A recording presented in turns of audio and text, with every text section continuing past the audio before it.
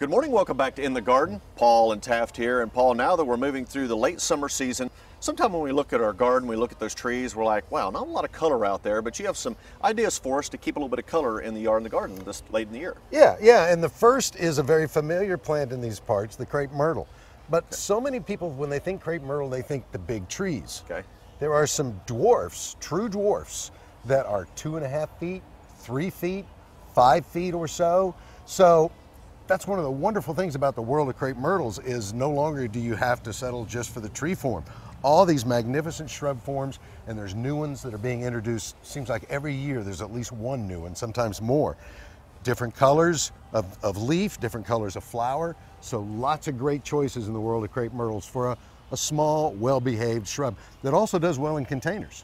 And you can easily put these in the yard, in a container, and get that quick pop of color in a hurry. Yeah, but there's more. All right. This way. Okay, Taft, this next shrub, I refer to this as like a grandmother plant because it's the Weigela. Okay. And these used to be really common decades ago. Then they sort of fell out of favor. Now they're back, and they're back in all kinds of different forms and sizes. So this is a deciduous shrub, 4 to 6 feet at maturity, just these gorgeous flowers. And this has a nice little slightly variegated foliage to it. There's lots of different varieties of Weigela out there. It starts blooming late spring, continues through the summer, and this will continue to bloom for several weeks still. So it's another great choice. And compared to the crepe myrtle, you can see the textures on the leaves a little bit different. Right. Easy to grow, okay. Tolerant of a lot of different soil types and all that, does need a fair amount of sun.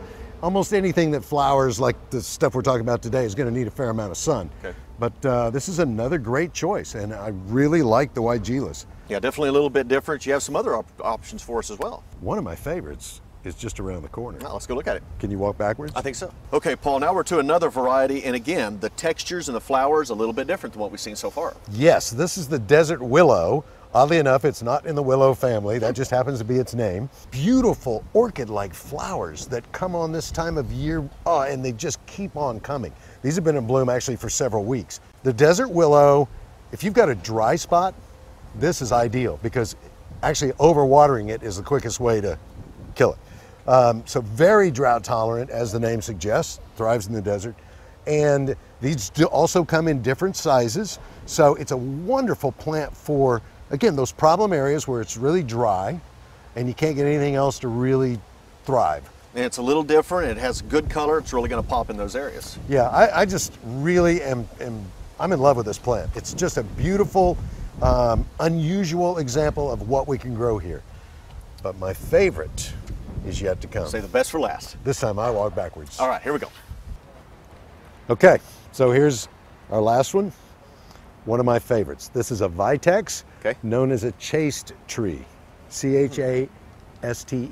But look at how gorgeous these flowers are. Sure are. And it's a great shrub. There are large varieties, there are some smaller varieties, and you can also prune them to keep them in whatever size you want.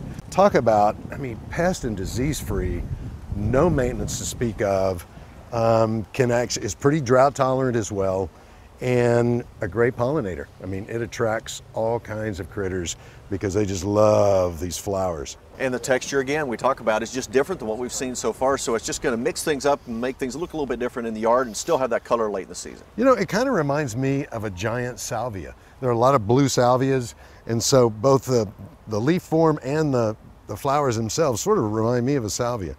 So, of course, this would be the huge salvia. So there you have some of my favorites for some summer color. Yeah, some great ideas as we move on through the rest of summertime. We know fall's right around the corner, and these are going to provide us with some color right on through the fall as well. And speaking of fall, it's almost time to start planting that fall vegetable garden. So if the weather is right, that's where we'll be next week. All right, sounds good. We'll see you then.